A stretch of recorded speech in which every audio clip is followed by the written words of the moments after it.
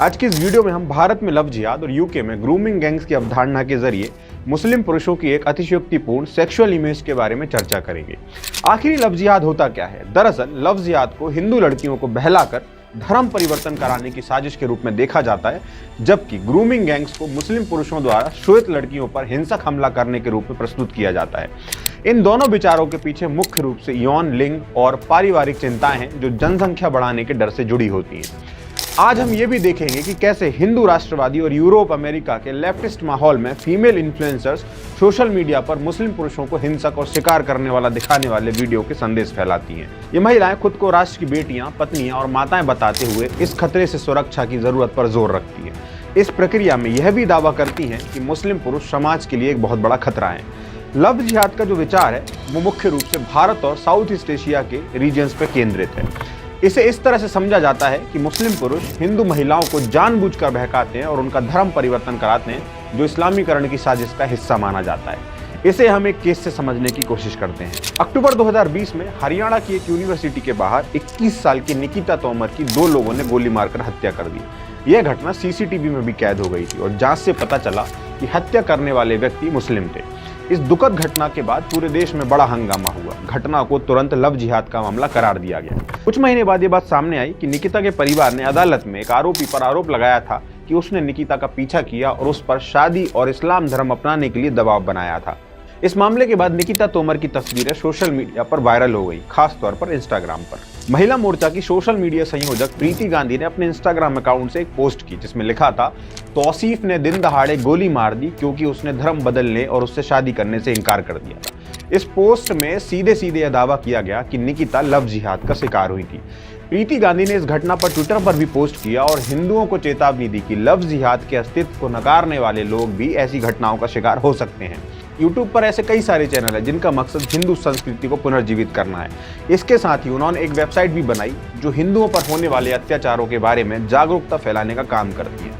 आरती अग्रवाल अपने चैनल पर हिंदू धर्म से जुड़े बौद्धिक मुद्दों पर चर्चा करती हैं, लेकिन इसके साथ ही वह हिंदू फोबिया और हिंदुओं के सुनुजुएत नरसंहार जैसे विवादास्पद मुद्दों पर भी बात करती हैं। उनके सबसे लोकप्रिय वीडियो में से एक है जिसका नाम है हिंदू नरसंहार जागो हिंदुओं में लव जिहाद पर एक खास सेगमेंट शामिल है। इस तरह के वीडियो के जरिए वह लव जिहाद जैसे मुद्दों पर अपनी बात रखने की कोशिश करती है। आरती अग्रवाल का दावा है कि हर दिन 100 से ज्यादा लड़कियां लव जिहाद का शिकार होती हैं। वह इसे हिंदुओं के खिलाफ चल रहे नरसंहार का हिस्सा मानती है। लव जिहाद की चर्चा में आमतौर पर कुछ दुश्मनों को इसके लिए जिम्मेदार ठहराया जाता है। ऐसा ही एक उदाहरण है हिंदू राष्ट्रवादी महिला और राजनीतिक विश्लेषक रितु राठौड़ का एक ट्वीट, जिसमें वह फिल्म इंडस्ट्री, मुख्यधारा की मीडिया और वामपंथी विचारधारा रखने वाले लोगों को लव जिहाद का बढ़ावा देने का दोषी मानती हैं। हिंदू होना केवल एक धार्मिक पहचान नहीं बल्कि एक राष्ट्रीय और सभ्यतागत पहचान है। यह विचार अखंड भारत के मिथिक पर आधारित है, जिसमें आधुनिक भारत के साथ साथ पाकिस्तान, बांग्लादेश, नेपाल, अफगानिस्तान, म्यांमार के कुछ हिस्से और श्रीलंका को एक ही भौगोलिक क्षेत्र में शामिल माना जाता है। इस तरह की सभ्यतागत सोच को यूरोप और उत्तरी अमेरिका में 2000 के दशक के अंत में और 2010 के दशक के मध्य में बढ़ावा मिला। वहां काउंटर जिहाद मूवमेंट ने हंटिंगटन की क्लैश ऑफ सिविलाइजेशन के विचार को लोकप्रिय किया। इस विचार के जरिए पश्चिमी सभ्यता को यह कहकर खतरे में बताया गया कि इस्लामिक सभ्यता इसे नष्ट करने की कोशिश कर रही है। यूके में बच्चों की यौन शोषण से जुड़े गैंग, जिन्हें आमतौर पर ग्रूमिंग गैंग्स कहा जाता है, राजनीतिक बहस का एक बहुत चर्चित मुद्दा बने हुए हैं। ग्रूमिंग गैंग्स के बारे में एक मुख्य तर्क यह दिया जाता है कि एशियाई मुस्लिम पाकिस्तानी मूल के पुरुषों की संख्या जहां अनुपात से अधिक है, जो संगठित तरीके से सफेद ब्रिटिश लड़कियों का यौन शोषण करते हैं। यह तर्क अक्सर उन मामलों और कानूनी कार्रवाइयों के उदाहरण से मजबूत किया जाता है जो रॉटरडैम, रोचडेल, डर्बी, टेलफोर्ड, ऑक्सफोर्ड जैसे शहरों में दर्ज हुए हैं। लव जिहाद और यूके की ग्रूमिंग गैंग समाज में धार्मिक और सांस्कृतिक भेदभाव को बढ़ावा देती है। एलन मस्क ने भी कुछ समय पहले सोशल मीडिया पर ग्रूमिंग गैंग्स के खिलाफ अपनी चिंता व्यक्त की। यह शायद इसलिए इन गैंग्स के खिलाफ हैं क्योंकि ये गतिविधियां युवाओं और खासकर महिलाओं के लिए गंभीर खतरा पैदा करती हैं। एलन मस्क ने कई बार ये कहा कि ऐसे अपराधों के खिलाफ सख्त कदम उठाए जाने चाहिए और किसी भी समुदाय विशेष के खिलाफ असहमति या पूर्वाग्रह को बढ़ावा नहीं देना चाहिए। उनका मानना है कि इस प्रकार के अपराधों को किसी विशेष धर्म या नस्ल से जोड़ने से समाज में और अधिक हिंसा और नफरत पैदा होती है, जबकि हमें सिर्फ अपराधियों को दंडित करना चाहिए। भारत में लव जिहाद के खिलाफ कोई विशेष कानून नहीं है, लेकिन कुछ राज्यों में इस मुद्दे को लेकर कानूनों का प्रस्ताव और कार्यान्वयन किया गया है, जिनका उद्देश्य धर्मांतरण पर नियंत्रण रखना और इसे नाजायज तरीके से करने से रोकना है। हालांकि यह ध्यान रखना महत्वपूर्ण है कि लव जिहाद एक विवादास्पद और असत्य माना जाने वाला सिद्धांत है और इसके लिए आधिकारिक या सटीक कानूनी परिभाषा भी नहीं है। अगर हम उत्तर प्रदेश की बात करें तो उत्तर प्रदेश सरकार ने दिसंबर 2020 में एक नया कानून पारित किया, जिसका उद्देश्य यह सुनिश्चित करना है कि धर्म परिवर्तन केवल स्वेच्छा से और बिना दबाव या धोखाधड़ी के किया जाए। इस कानून के तहत अगर कोई व्यक्ति शादी के नाम पर धर्म परिवर्तन करता है तो इसे कोर्ट में अनुमति प्राप्त करनी होगी।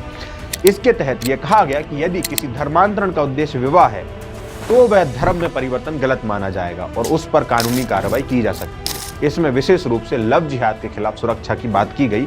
हालांकि इस कानून को आलोचनाओं का भी शिकार होना पड़ा। उत्तर प्रदेश की राह पर उत्तराखंड में भी एक समान कानून पारित किया गया, जिसमें जबरदस्ती या धोखाधड़ी से धर्म परिवर्तन करने पर सजा का प्रावधान किया गया। इसमें यह स्पष्ट किया गया कि शादी के नाम पर धर्म परिवर्तन कराने के लिए कोर्ट की अनुमति जरूरी है।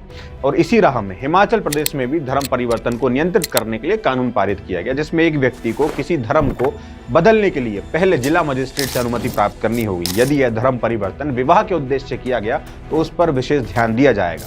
इसी क्रम में हम मध्य प्रदेश को कैसे भूल सकते हैं। तो मध्य प्रदेश सरकार ने भी एक कानून पर विचार किया, जिसका उद्देश्य धर्म परिवर्तन के लिए दबाव और धोखाधड़ी को रोकना है, विशेष रूप से लव जिहाद के नाम पर। इन तमाम कानूनों की काफी आलोचना की गई। आलोचकों का कहना है कि ये कानून अंतरधार्मिक विवाह को अपराधीकरण की ओर ले जाते हैं और व्यक्तिगत स्वतंत्रता जैसे विवाह की स्वतंत्रता पर हमला करते हैं। इसके अलावा ये कानून धार्मिक स्वतंत्रता के अधिकार का भी उल्लंघन कर सकते हैं, जो भारतीय संविधान के तहत सुरक्षित है। लेकिन इन तमाम कानूनों के पीछे चाहे उत्तर प्रदेश सरकार हो, उत्तराखंड सरकार हो, हिमाचल सरकार हो या मध्य प्रदेश सरकार हो, इन सब का सिर्फ एक ही उद्देश्य था कि हिंदू बहनों की इज्जत बचाई जा सके और उन्हें लव जिहाद का शिकार होने से रोका जा सके। भारत में लव जिहाद के खिलाफ कुछ राज्य सरकारों ने कानून बनाए, लेकिन यह मुद्दा सामाजिक और कानूनी दृष्टिकोण से विवादास्पद है।